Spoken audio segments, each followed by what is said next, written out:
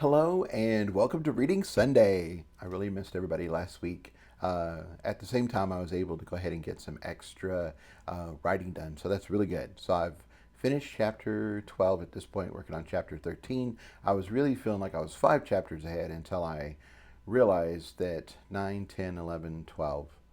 No, I'm not.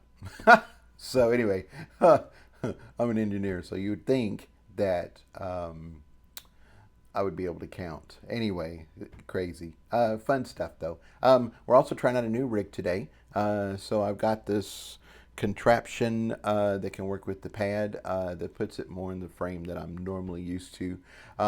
We're also changing the resolution on the video, so hopefully it shouldn't look any different on your end, but it should hopefully take up a lot less space on the deal, which should make it much easier to upload. And this is going to be a longer chapter, so hopefully it should not split the video. So that's what I'm really hoping for. The other reason I have a new rig is, of course, we have a 1-year-old in the house at the moment, and he has been buck wild this morning. So that's been very exciting. And he's already been fascinated by all the wires and all the stuff, and he's already tried to knock it over. But my new rig has much longer legs, and so we shall see. But so far, it's been good. So hopefully you won't see me frantically reaching out in the middle of a reading to grab the video and make sure everything doesn't hit the floor. Exciting times. All right.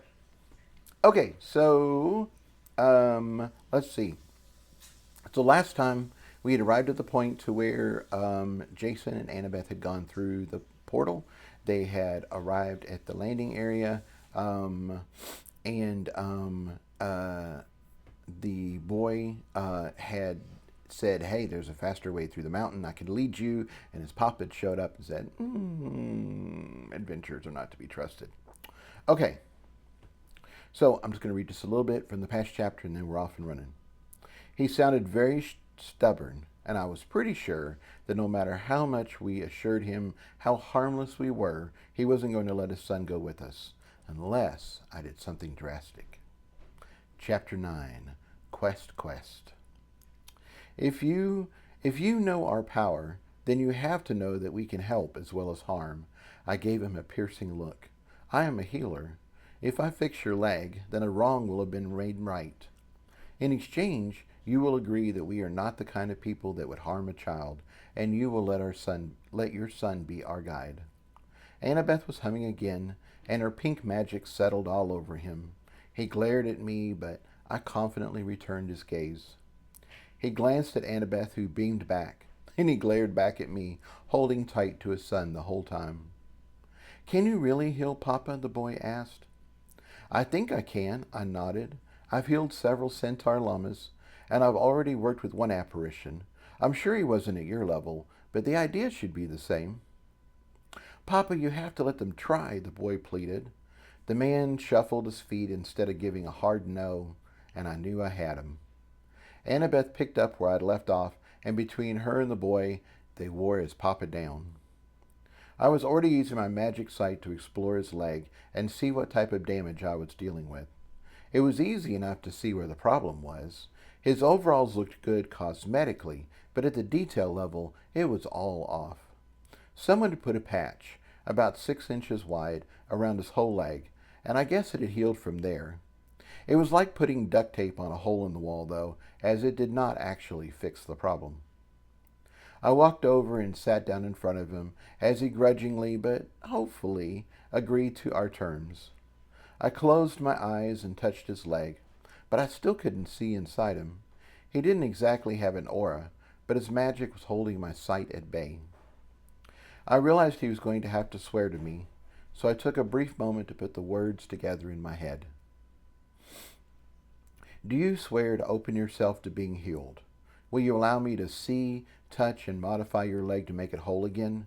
Do you fully accept my gifts and my magic, so long as they do no harm?" He thought over what I'd said, then he nodded. "I agree," he said gravely. As soon as he said that, his whole body opened, and I was shocked at what I saw. He had a skeleton core, like an actual magical skeleton. I just figured he was hollow like one of my creations or had a central core like talk. Once I'd processed his skeleton, I saw he had a lot more going on than that. He had two other systems, one that looked like it was made up of tubes, and another that seemed to be made up of wires. In addition, the blank space in him was filled up with some sort of foam thing. I felt for his link to his home base like talk, but he didn't have one. Instead, the power from his skeleton fed into a small gem at the center of his pelvis. Magic? Stone? My mark of the deep earth was interested, although it didn't seem as excited as when it had met talk. Its awareness flowed into the father while I got down to business. I had no idea how it all worked, and I didn't need to. I could see the problem right away. Someone had cut his leg to the bone, and when it had healed, none of the tubes or wires matched up anymore. T, are you seeing this? I asked. Oh, yes, he replied. This is fascinating. Just fascinating. It's almost like a real body. Do you think you can help him? That was the big question. If I had to do this manually, it was going to take a long time, and time wasn't something we had a lot of. We'd already spent several minutes singing and haggling. It would all be worth it if we could take the shorter path over the mountain, but if not, we were falling farther and farther behind. This is a simple system compared to the human body, T replied. The only problem is, I don't know if my healing spores will work. They're designed to function on actual cells that can repair and grow. I don't think his body is like that. It's worth a shot, I said. We're in a hurry, too, so send over 6 of your best ents to map out the damage and see what they can do. T agreed, and soon 6 ents flowed out of my hands and into the injured leg. They got into formation, 2 at the top, 2 in the middle of the damage, and 2 below. Then they started growing out their roots. This was usually the most important part and always seemed to take the longest. After all, the grove needed to know exactly what to repair before going to work. It only took a few seconds for the ents to figure out the father's system, and then they sprang into action again. This time they sailed through his leg, laying down healing spores and working their magic. Except nothing happened. Well, something was happening, as the leg was starting to shake and the man was moaning like he was having an orgasm. I zoomed out and quickly realized that all the reaction was coming from his gem core. The deep earth had polished it up, and now it was shining like a small star. That was lovely, but I wasn't here to get his rocks off. Pun intended. I was here to fix his damn leg, and nothing was happening. I zoomed in again, tighter than before, and soon I saw what the problem was. The apparition's magic belonged to him, and I didn't have any control over it. I could see what I needed to, per his swear, and it was friendly to my magic, but it wasn't the same as what I'd done with Annabeth. When I had made her matrix, she had sworn that I could use her power like her own. That had given me the control I needed. With Talk, he'd totally been in awe of the deep earth, and he'd basically given up all control to me at that point. With this guy, it was different. This magic was still his, and I couldn't touch it. Damn. Try flooding the area with your magic, my analytical side suggested. Your healing spores are your magic, so maybe they need something to work with. They really just need to move his magic around. You don't need to actually take it over. If your magic wrapped around his magic, then the spores would have something to hang on to, and it might be able to shift his body around. That is excellent thinking, I said, as my analytical side nodded smugly. He loved being smart. Now it's time to see if he was right. I pushed magic out of my hands into the leg. I'd done this thousands of times before with my creations, so I had a good idea of how much magic it took to fill up 2 inches of space. This guy's leg was much bigger than that, so I didn't hold back. His whole leg filled up in an instant, and my magic then raced through the rest of his body. I was so shocked, I almost forgot to turn off the power. I think your creations are a lot denser than this guy, my analytical side noted, so he's filling up quite a bit faster. I must admit, even I didn't see that coming. My error was compounded when my magic hit the healing spores. They started growing and growing and growing. It was like one of those kid toys where they put a little dinosaur in a bowl of water and suddenly it grows into a 2 foot tall Tyrannosaurus Rex. Then, true to their name, the spores started healing. If the guy had been having an orgasm before, he was having a damn orgy now. My magic and spores shot through his system and healed everything. Like everything. His skin was clear, his skeleton was polished, his wiring was renewed and laid in nice rows. Best of all, his pipes were clean. Thank goodness I'd had 6 ints in him as they exploded into action, mapping out the rest of his system and giving the healing a place to go. I was afraid this guy was going to blow up, or he'd bulge out in giant tumors with all that growth, so I started sucking all my magic back as fast as possible. I got all my magic back, returned to 6 ints, and then told the deep earth it was time to go. Wow, that was close. My analytical side sounded relieved. It's a good thing you can suck as well as you can blow. Hardy har har, I replied sarcastically, but I was relieved too. The boy's papa was healed and he hadn't blown up. That counted as a win in my book.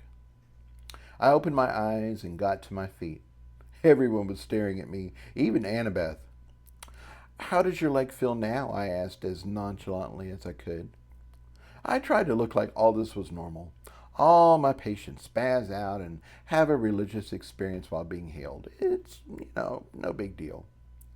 The boy's papa stopped shaking, took several deep breaths, and gathered himself.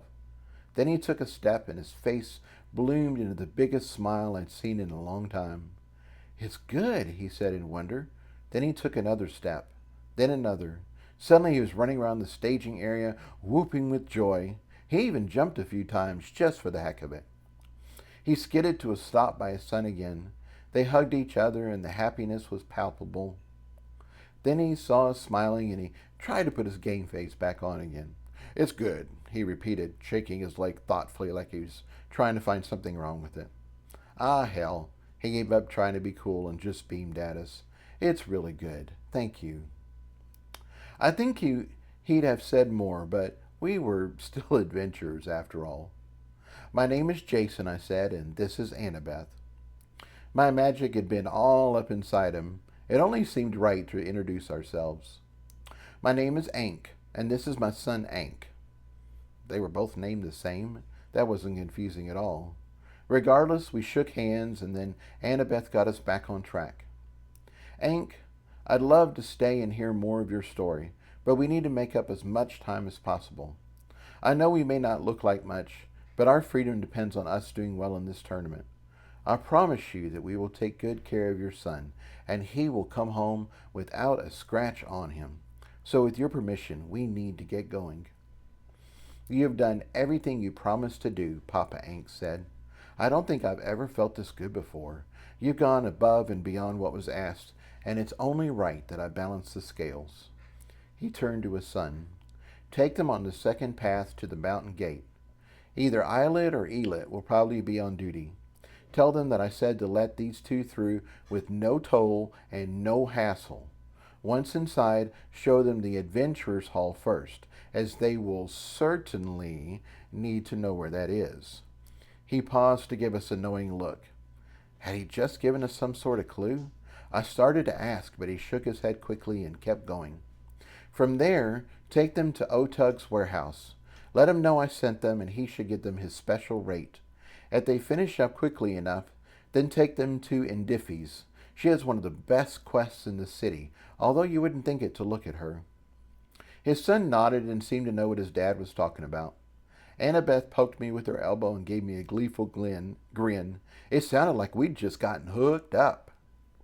Thank you for your kindness, and I pay my debts, Papa Ank continued. I'm not one to want nothing outstanding. This will get you into the city much faster and cheaper than the rest of them wastrels, and my son will make sure you waste no time once you're inside. He paused as if there was more to say, but didn't know how to say it. That gave me a moment to process his double negative way of speaking. The boy was speaking the same way too, and it was driving me nuts. They weren't saying what they thought they were. Ugh. I wasn't sure if it bugged Annabeth as much as it did me, but I had to breathe and let it go. When Papa Ank spoke again, he seemed to be choosing his words very carefully. There will be much to see and do in the city, and it's easy to get caught up in nothing important. Be quick, though, and remember that time is not on your side. He gave us that look again, like he'd given us a clue. I didn't understand what he was trying to convey right now, but I'd remember it. Maybe it would make sense later. In a sense, these guys were actors in our play. They couldn't very well just give away the whole plot, and I was sure they got in trouble if they broke the rules. They could hint, though, and that's what Papa Ank was doing. Ank Jr. was practically dancing in excitement. He was so ready to go. As soon as his papa stepped back, indicating he was done, the boy grabbed our hands and took off. He pulled us to the back of the staging area, which led farther up the mountain. Nobody never thinks to look up here, he laughed. He released our hands and bounded on ahead. Follow me, he yelled gleefully, and that is exactly what we did. The boy must have been part goat, as he skipped over the rocks with ease. It took Annabeth and I a few minutes to find our inner Pan, but once we did, we picked up the pace and the journey became a lot of fun. The mountain wasn't anywhere near the size you'd find in an Ansel Adams picture, but the view was still beautiful. The part we were on was a mix of rocks, tough brush, and scrub grass. This was real country, and I quickly realized that if we tried to forge our own path, it would have slowed us down tremendously. We were further up than the teams that had tried to do it on their own, and even with all their power, they still seemed like they were hardly moving. I was so glad the boy was here, as the path wasn't anything I could have followed on my own. I'm used to city life, where a path is clearly marked with strips of concrete and light and the occasional bench. This was nothing like that. Instead, it felt like Ank Jr. was leading us from one break in the scrub to another, and somehow we were avoiding the ravines, giant boulders, and thorny thickets. In his own way, our little mountain boy was working magic. The train went up and down a lot, so initially I was afraid I'd be out of shape and slow us down. Annabeth trained constantly at our beach gym, so I figured she'd be fine. Sure enough, she not only kept pace with Ank Jr., she also kept up a conversation with him the whole time. She even sang another song for him. I just recovered from some horrible injuries and only recently started training in our arena again. I hadn't pushed myself yet, so I wasn't sure what I could do. T had said that I'd be stronger and faster, but there's a big difference between being told it, and actually experiencing it. Once I got the hang of our nature hike, I started pushing myself a bit, and I was amazed at how well I responded. My legs were strong, and I hopped easily from rock to rock. We had a few places we needed to climb, and I scampered up the rock face like I was a squirrel climbing up a tree. My breathing was easy, and I had energy to burn. The only thing that let me down were my shoes. They were basic tennis shoes, and they weren't made for hiking in this terrain. We were about halfway there when a rock rolled under me and I almost went down. My foot snapped to the side and my ankle twisted, but I caught myself in time. We stopped and Annabeth looked very concerned, but I shook it out, and a few steps later I was back to high-speed hiking like nothing had happened. I sent a quick thank you to my marks. The work they were doing on my bones and ligaments had really paid off. Thinking about my marks made me think about all the stone around me, and when I opened myself up to the mountain, that's when our journey took on a whole new level. I could see the colors of the minerals all around me and hear their songs. It wasn't as intense as when Sandy and John had moved us through the rock to get out of the cave in Louisville, but it was still a delightful experience. It was still delightful to experience it all. The mountain changed from an obstacle and something we had to overcome to being an ally. Now I knew exactly which rocks would roll, and the stone lit up a path for me, showing the best places to place my feet. The mountain was very friendly, and its melody gave me strength and encouragement. Finally, I couldn't help it. I burst into song. The hills are alive with the sound of music. I felt like Julie Andrews until Annabeth joined in. Then she clearly became Julie Andrews, and I took on the role of backup singer. I didn't mind. Annabeth was just awesome like that. We sang, ran, jumped, and hiked, and before we knew it, we had arrived at the city. I looked down at the road from the valley, and there were still a lot of teens making their way up the side of the mountain. Once they reached the main gate, there seemed to be another delay, as I could see teams waiting their turn to get inside.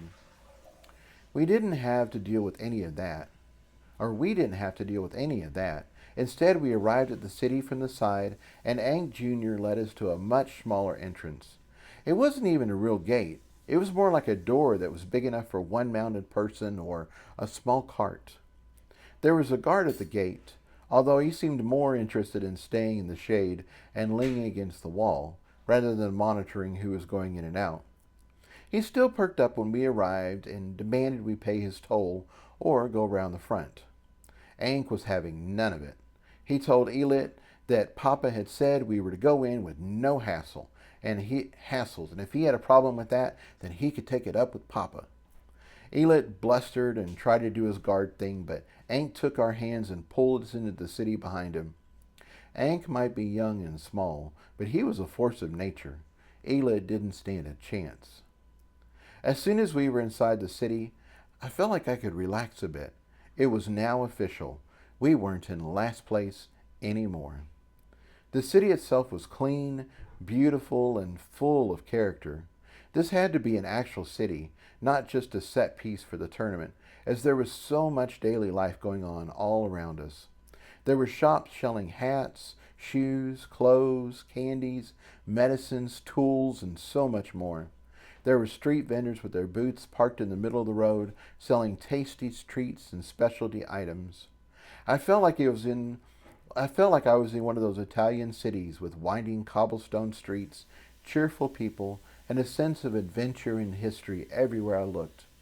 If we hadn't been on a mission, I would have loved to have slowed down, done some shopping, and sampled the local cuisine. It sure smelled delicious, and I was always hungry. It didn't seem like there was any sort of animal transport allowed in the city, which is probably why it was so clean. Instead, people walked or ran everywhere they needed to go, so we fit right in. It would have been easy to get separated, so we ended up with Ank in the lead, Annabeth holding his hand, and then I held her hand. It was a bit awkward, but better than getting split up. As we got farther away from the side gate, it became more residential, and the number of people on the streets with us diminished. As we got closer to the center of the city, that changed again, and we started seeing more shops and more traffic. It was hard to gauge exactly where we were, as the streets curved and the boy kept leading down different routes. Sometimes we took a street on the left, sometimes we took a street on the right. Finally, we came to a large open plaza that was filled with adventurers scurrying around. They were shouting at the top of their lungs to be heard, and the din was intense. At the far end of the plaza was the base of the wizard's tower I'd noted earlier. I thought the base would be as beautiful as the top, but it seemed very much like a fortress. It also seemed like it had seen its fair share of action, as its stones were scorched and there were divots in the otherwise smooth surface. I saw why a moment later as two teams near us started fighting. That escalated quickly, and soon the other teams were either joining in or running for cover. We ran, of course, as there was no need to get involved in that mess. Once we were a few blocks away, Ank pulled us to the side of the street and stopped. That was the Adventurers' Hall, he announced breathlessly. Us normal folks never go near it, as somebody is always having a row and busting things up. You need to know where it is, though, so you can do your thing. What exactly do we need it for? Annabeth asked. What is this thing we're supposed to be doing? Officially, it's the message board where the quests are posted. Ank was still full of energy, as only the young are, and he hopped from one foot to the other as we talked. Other than that, I know nothing, but you can always find your way here by heading towards the tower. He pointed up at the top where the lights danced around. Got it? We barely had time to nod before he grabbed Annabeth's hand and was off again. I kept an eye on the adventurers' hall, and it seemed like we were using smaller streets to circle around the plaza. Then we turned out a much wider street with a lot of people, and for the first time I saw large carts in use. They were stacked high with goods, and I guess the ban on horses was still in effect for this area, as they were being pulled by sturdy-looking people. Ank led us down the street and across to the opposite side, before leading us through a large stone arch. Once inside, we found ourselves in a large courtyard that contained 2 large carts filled with goods and 1 empty one. A team of 3 women were unloading one of the carts and carrying the burlap bag through the open doors of what seemed to be a small warehouse. Ank didn't stop. He just waved to the women and pulled us inside. Once there, I was amazed at how big it was. Not that the actual floor space was huge, but rather that it had layers going both higher and lower than ground level. In the center of the room was a large open lift that was obviously used to move products between the floors. "Otug!" Ank yelled as loud as he could. "Otug!" I'm here," a man grumbled as he stepped out of a door I hadn't noticed yet. He was muscular and stout, and looked like he could easily unload a cart on his own if he needed to. He also had a bit of a belly, and a slight flush to his cheeks that said he was equally happy sharing a laugh over a pint or 2. Or 3. "Ah, hello, lad. It's almost good to see you." He chuckled like it was an old joke that still had some humor left in it. "Otug, these are the best adventures. They healed Papa, and he said you were supposed to give them your quest and the special rate."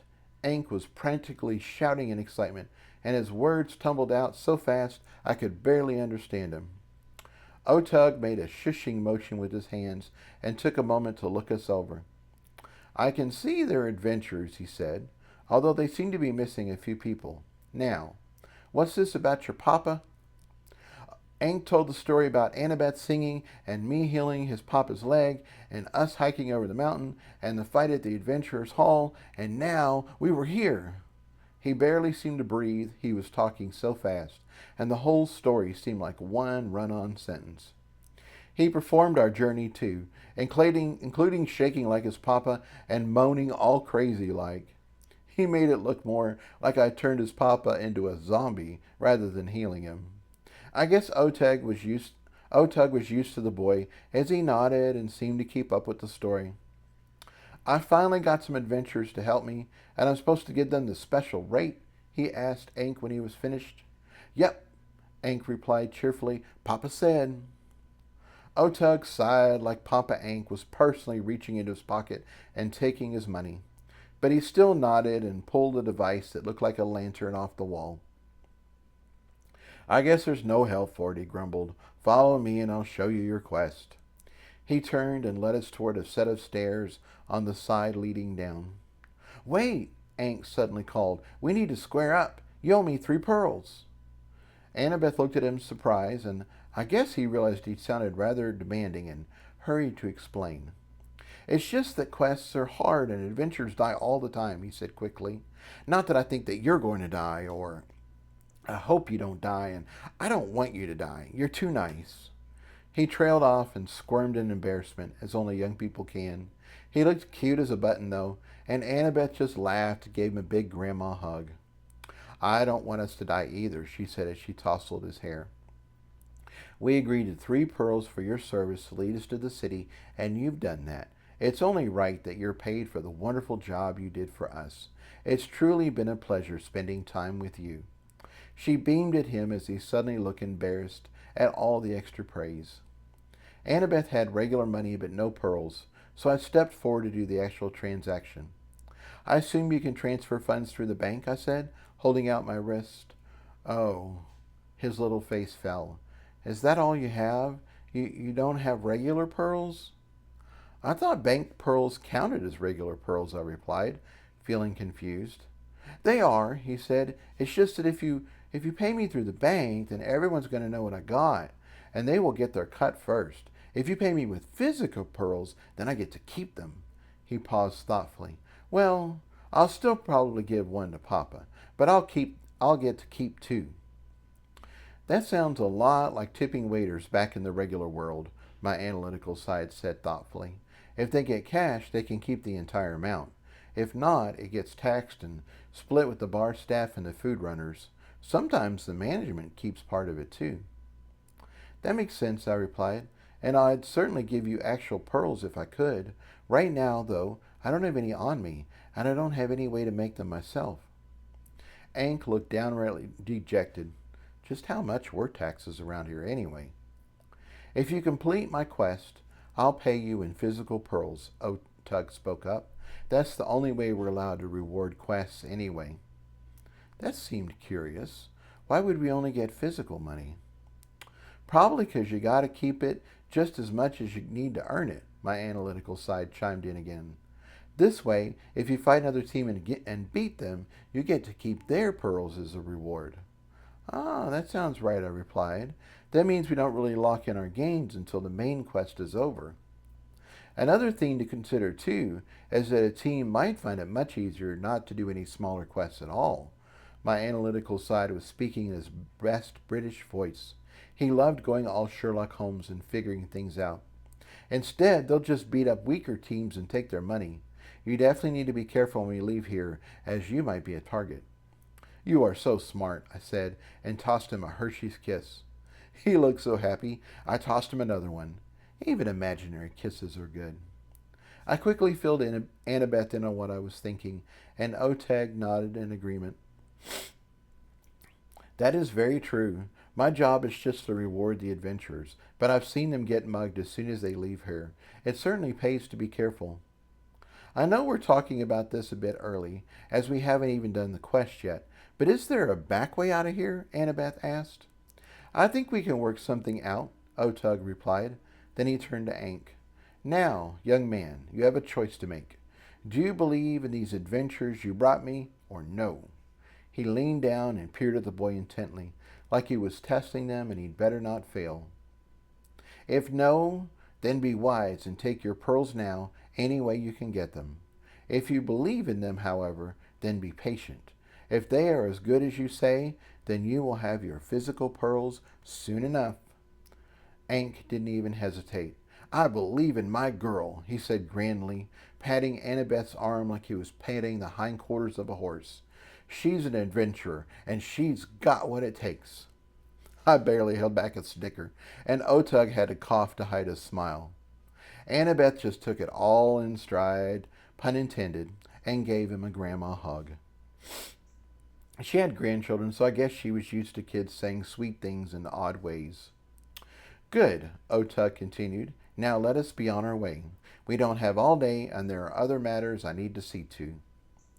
He set a brisk pace to the stairs, and we were right behind him. The first underground level was dark, although there was some light filtering in from the stairs and the lift from the floor above. I thought Oteg would turn on the lantern, but instead he tapped a button on the wall, and the place lit up with a soft glow. This warehouse has been in my family for generations, he explained, and each generation tries to enhance it and add to it somehow. My grandfather added another floor to the top, and my great-great-grandfather added all the enchantments to the walls to regulate moisture. Water, fire, heat, and pests, those are the bane of any storage facility. We've been successful because we know our niche market, and we don't try to compete with the big boys at the gate. They are near the main entrance, so they have access to all the goods that enter the city. We let them handle the fruits, wools, grains, and the bulk items. I get some of that too, as we supply the restaurants in our immediate area, but that just brings in enough money to pay the taxes. We passed the second underground floor and started descending to the third. How deep was this place? Our specialty is providing a place that is both cool and dry, as well as prohibiting any exposure to direct sunlight. You'd be surprised how many goods need such an environment. For example, we store the famous Angola wool for the Reavers Guild. It's taken from the undercoat of the Angola sheep, and it remains soft and pliable as long as it isn't exposed to heat or moisture. They weave it into fancy clothing and then soak it in a special solution which makes it impervious to piercing or cutting weapons. The rich people love it as it looks good, wears well, and helps protect them. We store most of the reagents for the apothecary's guild, as well as a huge selection of mushrooms that are used by the finest restaurants in town. As you can see, we also have a floor dedicated to special wines and spirits. We were now on the fifth floor down, and it was filled with racks and racks of these pod things. I was used to bourbon aging in barrels, so I guess this was a similar process. The sixth floor was filled with burlap bags that smelled fruity, and this is where we stopped. This brings me to why you are here. My contribution to the warehouse for my generation was to open up another level. I drew up the plans, hired the labor, and dug the floor.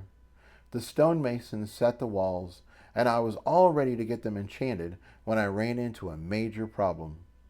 He scowled at us. Rats, a whole nest of them. They dug through the floor, came up the stairs, and started eating my goods. He shook with fury at the memory. We've never had rats before, and you won't believe what that did to my reputation. I had to pay for the damaged goods, and now my clients are starting to pull their business. If I don't fix this, I'm going to be ruined. Wait, I said. You want us to fight rats? I don't want you to fight them, he growled. I want you to exterminate them. I looked at Annabeth in wonder. We're fighting rats. I was so excited. The others looked at me like I was crazy. These aren't just little rats like you're probably thinking, Otag looked at me suspiciously. These are monsters as big as a dog. They're fast, too, with red demon eyes and sharp claws, so don't you be thinking it's easy. Oh, I'm sure it'll be tough, I replied happily, but still, we're fighting rats. Is he okay? Otug asked Annabeth. I'm starting to think he ain't got no sense. I'm fine, I said quickly, trying to calm down. It's just that in role-playing games, the characters always start out fighting rats. It's a long-standing tradition, and now my first quest is to fight some rats. How awesome is that? I sighed happily. My life is now complete. They looked at me like I was crazy, but I didn't care. I was checking one off the bucket list. Admittedly, it was a weird and unusual opportunity, but that was okay. Today couldn't get any better. They sound more like moles, Annabeth said thoughtfully. I don't think rats would go this far underground. They're rats, I said firmly, and we are here to slay. Now, how do we begin? Oaktug continued to evaluate my mental health for a moment, and he shrugged and kept going. I guess he figured crazy adventures could kill rats too. I boarded up the stairs, so you can't get down that way, Oaktug said. You'll need to drop through the opening in the floor where the lift would normally be. I've attached a rope to the wall that you can drop through the hole and use it to get in and out. I've also brought a lantern that you can use for light. I don't think we'll need the lantern, I said. Let me light this place up and we'll see what we're working with. The floors were about 10 feet tall and larger than 2 tennis courts. One flasher would have generated enough light to see by, but then we would have had a lot of harsh shadows. I was sure the rats would have no trouble fighting in shadows, and I could see in the dark, so it wouldn't bother me, but I needed to create the best situation for Annabeth. I decided to go with 4 flashers total, 1 in each corner of the room. I called up my faithful flasher from yesterday, duplicated him 3 times, and filled the new flashers with magic. It only took a few seconds, which made me so happy. I'd come a long way from my first fight as a supernatural. The lift was about 10 foot square, and the opening in the floor was the same size, so there was plenty of room for us to look down and check out the unfinished floor. The flashers flew through the opening and towards their respective corners. They lit up with a glow that was bright, but not intense, and for the first time we could see what we were really working with. For some reason, I'd expected a dirt floor, and there was some dirt down there, but it was mostly stone. I started to appreciate just what we were going to be facing when I spotted the holes. There were 2 in the floor and 1 in the wall, and they were big enough for a Rottweiler to walk through. What the hell? How big were these things? Also, just how powerful were they to be able to tunnel through rocks like that? I knew rats could dig through dirt and roots, but this was a whole other level. Annabeth was right. Maybe they were some sort of rat moles, demon rat moles, if what Otug said was right. Before we begin, we need to know exactly what our quest is, Annabeth said. Also, what is the normal rate, and what is the special rate that we're getting? Your quest, should you choose to accept it, is to kill 10 rats for me, Oteg replied. He sounded nervous, like he was afraid that now we'd seen the holes we might back out. Is that all? Annabeth said, surprised. Will that take care of your rat problem? Oh, it won't take care of the whole nest, Otug replied, but killing 10 rats is going to be a big job, much bigger than you think. The last time our city was a quest hub, I sent several teams down there, and all of them lost at least one member.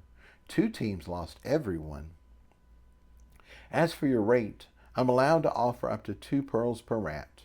The normal rate is just 1 pearl, but since Ank vouched for you, and there are only 2 people on your team, I'm giving you the best rate I can. That should give us plenty of pearls to pay you, I said to the boy. But I have a question, Otug. What if we kill more than 10? I used to ask for 20, but 10 is enough. And with only 2 team members, I really should only be asking for 5. In the unlikely event that you manage to face more than 10 rats and survive, I'll keep paying you a 2 pearl bounty on every rat you take care of. Would we get some sort of bonus if we killed all of them? I asked. I'd been ready to just jump through the hole earlier and get started, but Annabeth was right.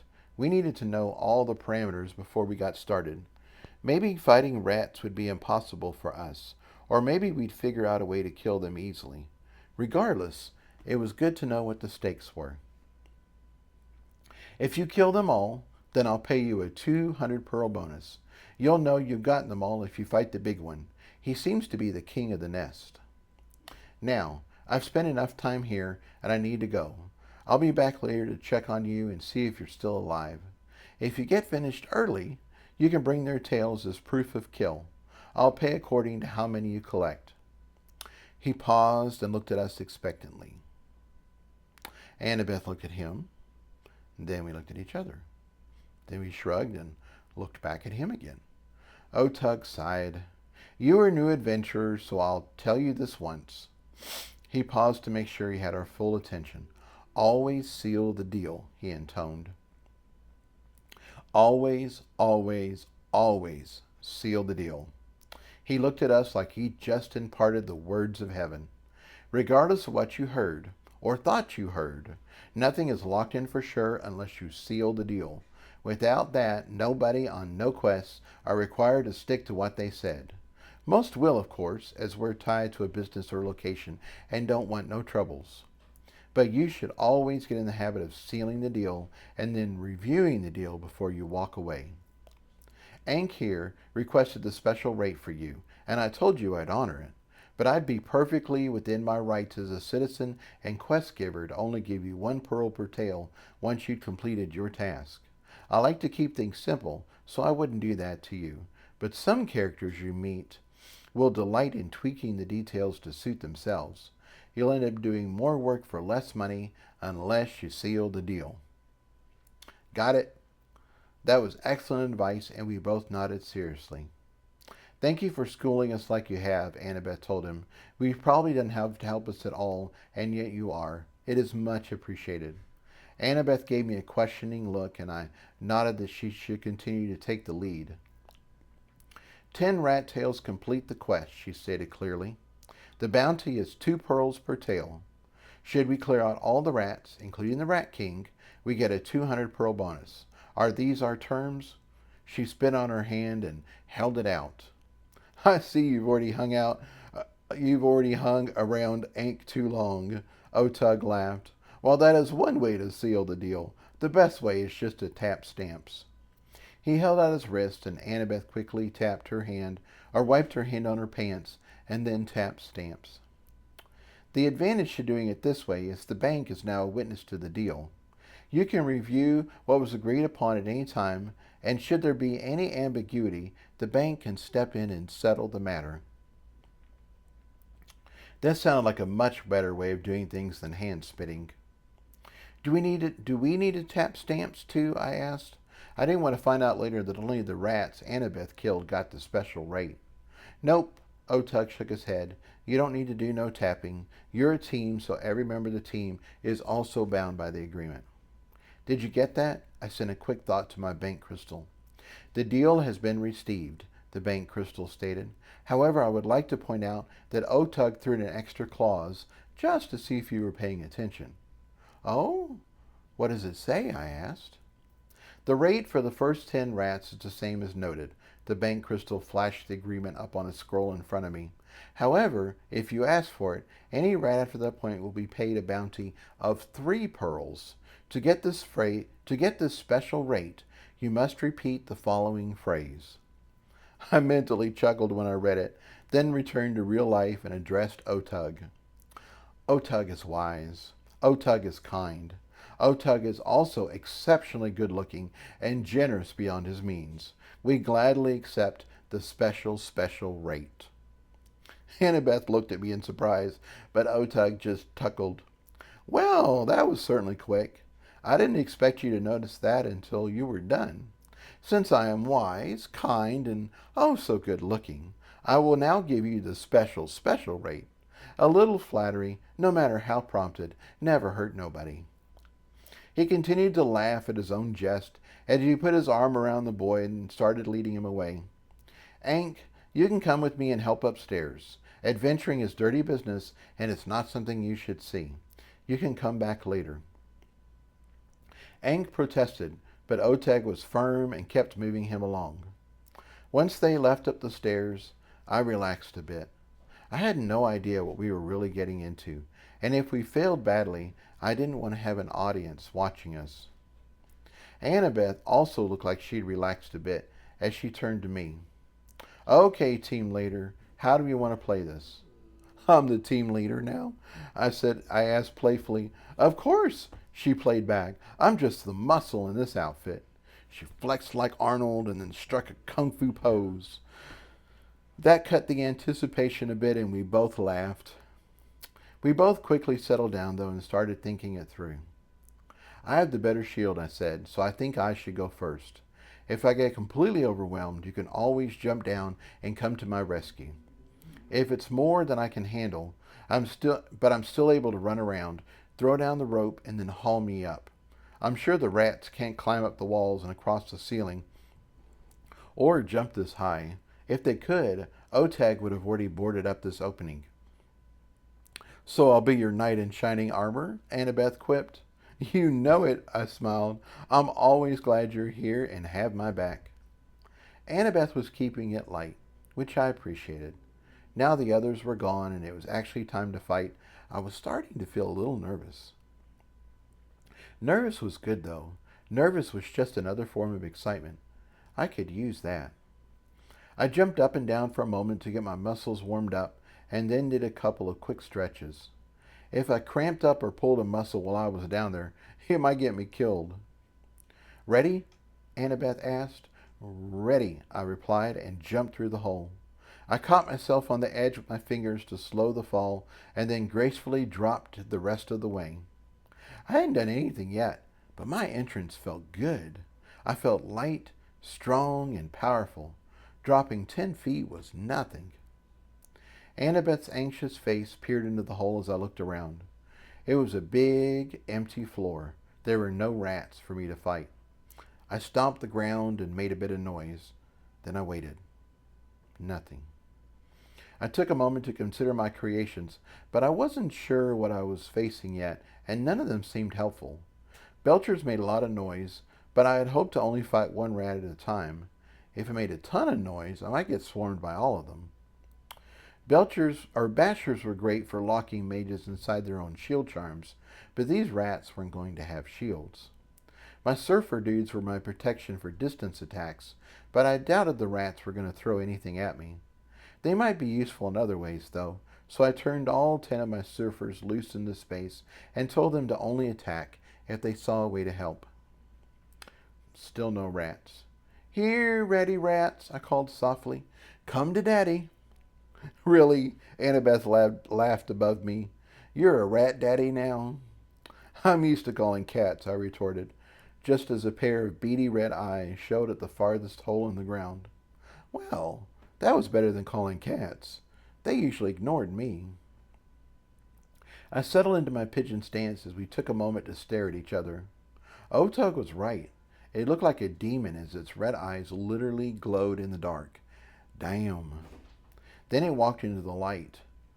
Double damn. It looked fugly, as mean as sin. It was covered in hair, but not the kind that feels like fur. This seemed more wiry, like a steel brush. It had two large teeth in front that looked tough enough to punch through armor or crack my bones. Its feet were wide with strong, sharp claws for tunneling through rocks or shredding my guts. What made it extra scary was it looked like it weighed as much as I did. It was wide and solid, like a demon rat torpedo. Whatever you do, don't fall on the ground, my analytical side said anxiously. If it can get on top of you and use its claws, you're toast. Agreed, I nodded. And while you're at it, don't let it bite you either, he continued. That sounds easy, I said sarcastically. Anything else? He didn't get to reply as the demon rat sniffed the air, then charged. I was shocked at just how fast it was. It didn't have long legs like a dog, but it could move. If I hadn't been used to the arena on the beach, I'd have been toast. I'd have frozen. The rat would have hit me full on. Blech! I'd have frozen. The rat would have hit me full on, knocking me to the ground, and that would have been it. I had trained on the beach, though, and I was used to heavy enemies appearing out of the sand and charging at me. My battle energy was always with me now, so it was easy to project it in full force. My lower half was water, providing my base and flowing away from danger. My upper half was smoke, light and fast. I pigeon stepped out of the way and summoned the lightning punch. Lightning punch. Lightning punch. I connected, and I was so glad I did. The rat's center of gravity was low, and he had 4 legs, so he hadn't been thrown by my pigeon step. Instead, he pivoted and came at me like I hadn't dodged at all. My punches stopped him, though, and I didn't hesitate to follow up. I managed to knock him back, but then he rallied and came at me again. He tried to bite my hands.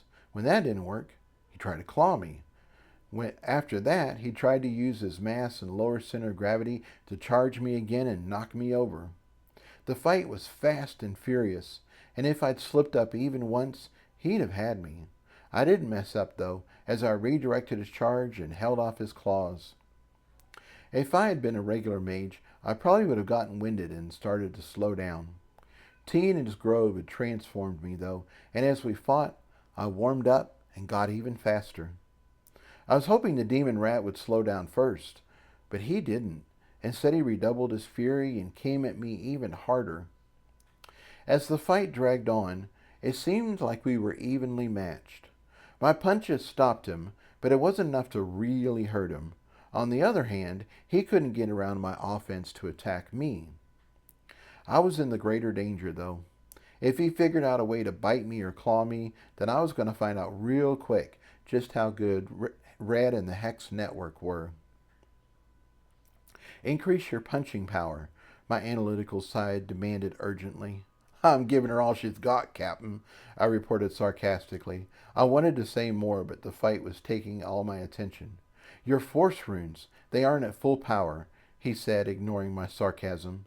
Your bones couldn't handle the vibrations before, so you stopped at 30%. Both of your marks have been working on your skeletal system, so you should be able to handle more now. You're right. I sent him a quick rush of gratitude. Red, increase my offensive force runes to 35%, I commanded. I didn't want to make a huge change in the middle of a fight. My punches were my best offense. I couldn't afford to have them get out of control. Of course, Red replied. It's cranked up. I could feel the difference right away. The flow of the fight didn't change, but it suddenly became a lot easier to hold the rat back. I fought for about 20 seconds at the new level, and it felt good.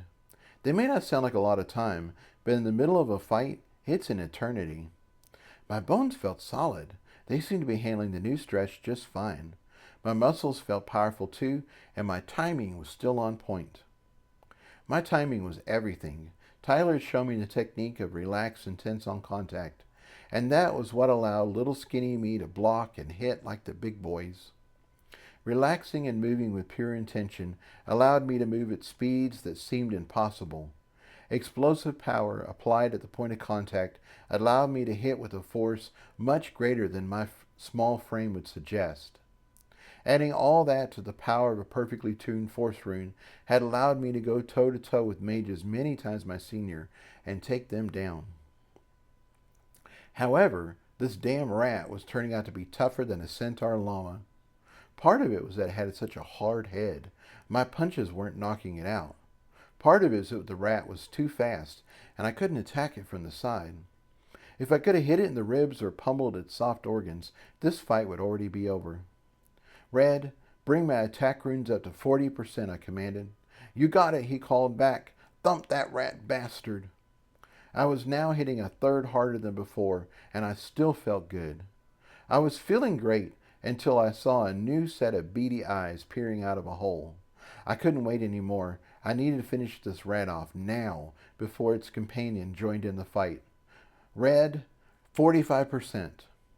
I didn't wait for his reply as, for the first time, I took the fight to my opponent. I was hitting 50% harder than before, and the rat couldn't hold out any more. Its head bounced with my blows, and I finally got a bit of an angle. Its head snapped to the side. It wasn't out of the fight, but it was dazed, which allowed me to finally pigeon step at an angle and attack its vulnerable side. Meanwhile, the beady eyes from the hole resolved into another rat. It sniffed the air. Damn, I only had a few seconds before I'd be fighting two of them. Annabeth dropped to the floor, and the second rat charged. This was not how this was supposed to go. I'd hoped to finish off my rat and then have a nice discussion about tactics before Annabeth went into battle. I could only hope she'd seen enough to hold her own. The best thing I could do was finish off my rat as soon as possible, so I laid into the side of it like I was Rocky in the meat house. My fists danced up and down its ribs, and for the first time I felt things break. I thought it might try to run away, but it didn't. Instead, it twisted to face me, fixed hateful eyes on me, and tried to jump. I think it was trying to claw me any way it could, but that was a mistake. Once the rat was in the air, it had no mobility. I pigeon-stepped to the other side and knocked it into the wall. Then I pounded the monster into the ground until it stopped moving. The whole time it hissed like a snake, and tried to claw me with its last breath. I got up feeling sick. I hated killing anything, even a red-eyed demon rat that wanted to rip out my guts and gnaw my bones. In the computer games, I pressed a few buttons and the rats went splat. I gained a lot of experience. In the computer games, I pressed a few buttons, the rats went splat, and I gained a bit of experience towards the next level. It was all easy, clean, and imaginary. This felt real. This whole world felt real. For all I knew, it was real. I tried to shake it off. Annabeth needed me. I was her backup, just like she'd been mine. I was just about to turn around when the rat gave a pop and vanished, leaving only its tail behind. I stared in amazement. The rat was gone, like, really gone. I breathed a sigh of relief as I felt something inside me relax. No matter what it felt like, the rat hadn't been alive. I hadn't killed anything. I had defeated a monster and gained a quest piece. That was it. Thank goodness. Feeling so much better, I turned around to go help Annabeth with her battle. I got this, she yelled when she saw me advancing, so I stepped back and let her do her thing. In some ways, she was doing better than I had. She'd summoned two weapons, a shillelagh and a dagger, and she was putting both of them to good use. She was using the shillelagh to hold off the rat by jamming it in its mouth. Then, when there was an opening, she stabbed it with her dagger. The rat weighed more than she did, so it was pushing her around. She countered that by using a pow to power her attacks through the shillelagh. That snapped the rat's head back, and that's when she stabbed it with the dagger. Several times the rat got in some hits, but her shield charm absorbed them, and she used a zoom to get out of range and reset before it could reach her again. My battle had pretty much taken place in the same area, but Annabeth used the whole floor to her advantage. Annabeth's sonic magic gave her a lot of flexibility, and most people would have thought that was what made her powerful. Watching her fight, though, I was keenly aware of just how well she used that flexibility. She thought on her feet. She used the space to her advantage. She knew when to attack hard and when to fade away. That's where her real power was. The demon rat had none of her finesse. It just attacked and attacked and attacked. It didn't seem to care about any defense. It just wanted to sink its teeth into her in the worst kind of way. Around and around the floor they danced. Several times it looked like the rat was going to get her, and I was ready to step in, but each time Annabeth escaped, reset, and fought some more. She never hit anything vital, but all that stabbing caused the rat to lose blood, and eventually it bled out. It got slower and slower, and finally collapsed on the ground. "Do you need help?" I asked. I wasn't sure if she'd feel bad about killing it. "I got this," she replied matter-of-factly, and gave it the killing blow.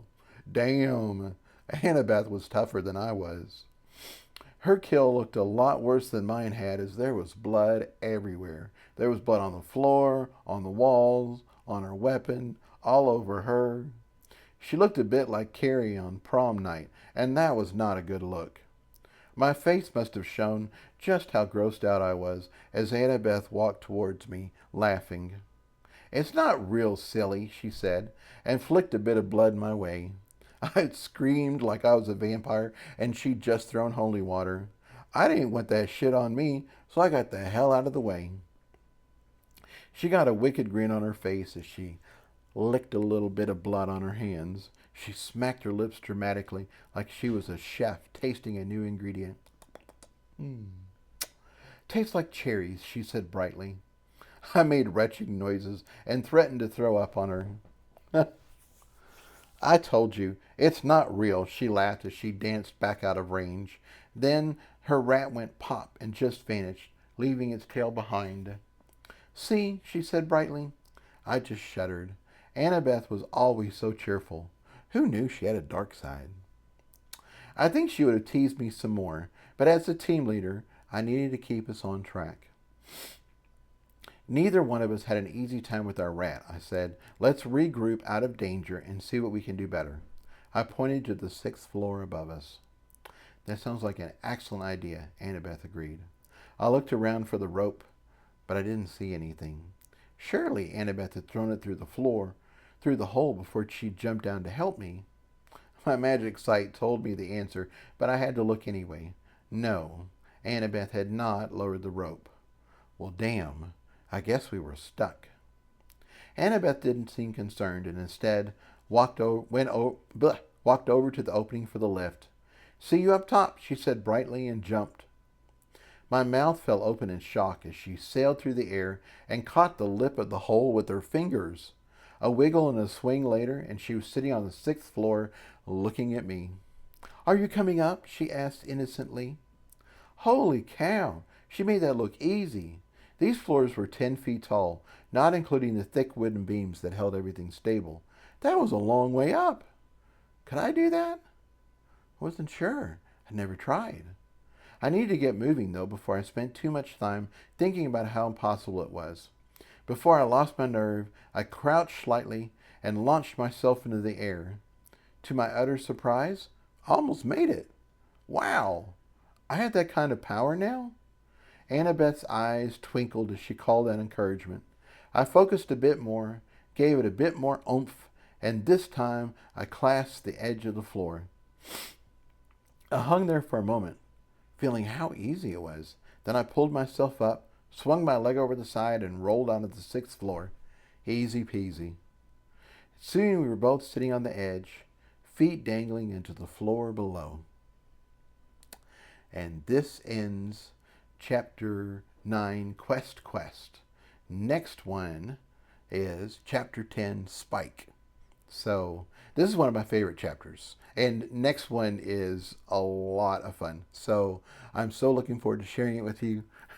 If the camera was wiggling, it was definitely getting a workout. And it wasn't just Benjamin either. Halo was coming over and rubbing on it. So I think we have a successful new stand. All right, guys. I hope you have a wonderful couple weeks. And I will see you very soon. Take care.